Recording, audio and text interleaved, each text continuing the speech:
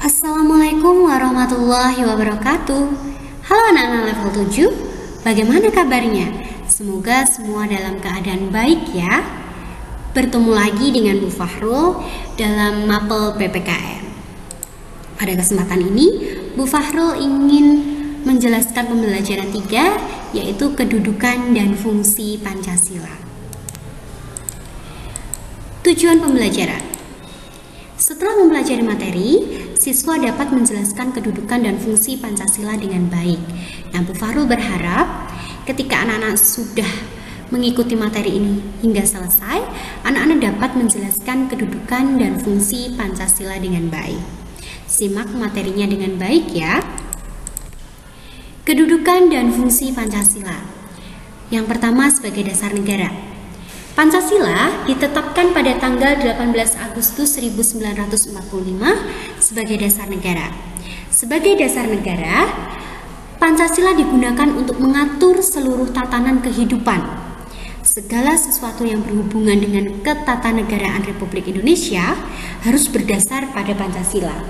Hal ini berarti bahwa semua peraturan yang berlaku di negara Republik Indonesia harus bersumber pada Pancasila. Yang kedua, pandangan hidup bangsa. Pancasila sebagai petunjuk hidup bangsa Indonesia memberikan arah bagi bangsa Indonesia dalam semua kegiatan dan aktivitas hidup di segala bidang kehidupan, dijadikan sebagai pedoman dan petunjuk dalam kehidupan bermasyarakat, berbangsa, dan bernegara. Jadi bagaimana kita bertingkah laku, bagaimana kita bersikap dengan orang lain di dalam masyarakat harus menjadikan Pancasila sebagai pedoman dan petunjuk.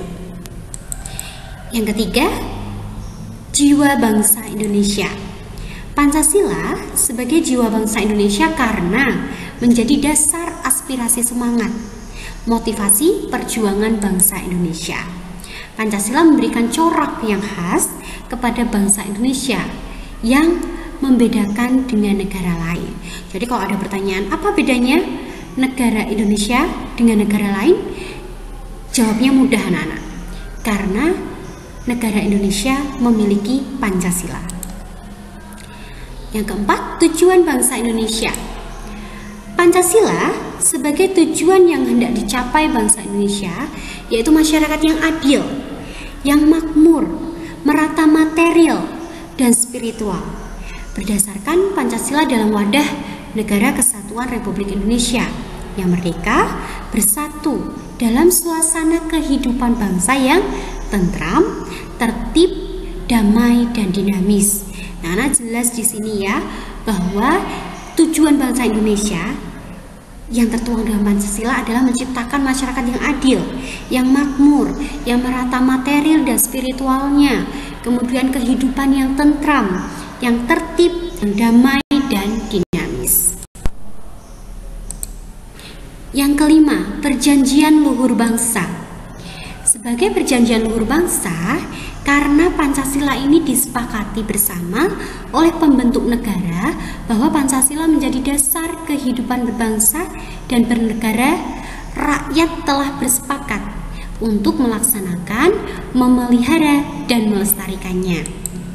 Yang terakhir, yang keenam, sumber dari segala sumber hukum. Seluruh tata kehidupan berbangsa dan bernegara, seluruh peraturan perundang-undangan harus bersumber pada Pancasila. Lantas bagaimana kalau ada peraturan yang tidak sesuai dengan Pancasila? Resikonya adalah dicabut karena segala bentuk peraturan perundang-undangan harus bersumber pada Pancasila. Nah, anak-anak, sampailah kita ke penghujung pembelajaran. Setelah anak-anak menyimak materi yang disampaikan, coba menjawab pertanyaan di bawah ini dengan tepat. Tuliskan jawabanmu di kolom komentar dengan format nama, kelas, jawaban. Pertanyaannya adalah, bagaimana pendapatmu jika ada peraturan yang tidak sesuai dengan nilai-nilai Pancasila? Baik, pembelajaran 3 cukup sekian. Sampai jumpa lagi nanti di pembelajaran 4. Pesannya Bu Fahrul, jangan lupa untuk mengerjakan worksheet. Kemudian anak-anak tuliskan jawaban kuis tadi di kolom komentar, karena itu menjadi absen juga untuk pelajaran PPKN. Anak-anak terima kasih, jaga kesehatan, jaga semangat belajar. Wassalamualaikum warahmatullahi wabarakatuh.